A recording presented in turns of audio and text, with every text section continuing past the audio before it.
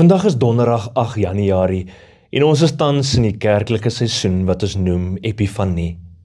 Die fokus van Epifanie is die viering van God se verskyning en die bekendwording aan ons. En Epifanie verkondig dat God hier is. Reg deur die Bybel sien ons hoe dat mense van God se teenwoordigheid bewus raak en hoe hulle daarop reageer. So Epifanie tyd daag ons uit om voor God se aangesig te leef en ons identiteit daar te laat vorm. En hoe gaan dit vir jou gevorm word in hierdie 2026? Vandag reflekteer ons verder oor hierdie tydperk van Epifanie met die tema: vra om God se seën oor jou doelwitte. Ons teksgedeelte is Psalm 20 vers 4 tot 5.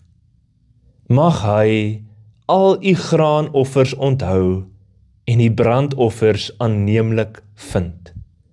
Mag hy u gee wat u hart begeer en al u voornemens laat geluk.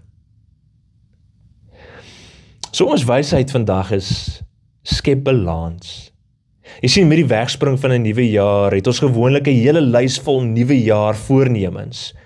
En hoe lyk jou lys van planne en doelwitte vir 2026?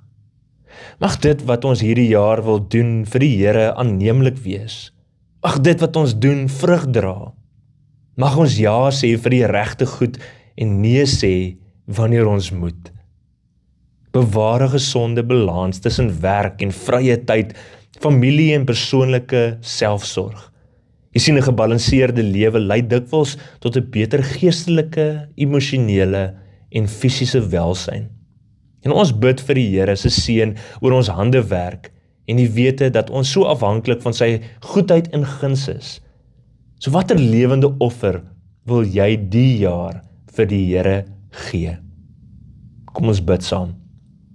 Here, ek plaas my doelwitte en drome vir hierdie nuwe jaar voor u voete. Mag u seën op ons inisiatiewe wees en my help om te groei, nie net persoonlik nie, maar ook geestelik, aan u alleen die eer. Amen.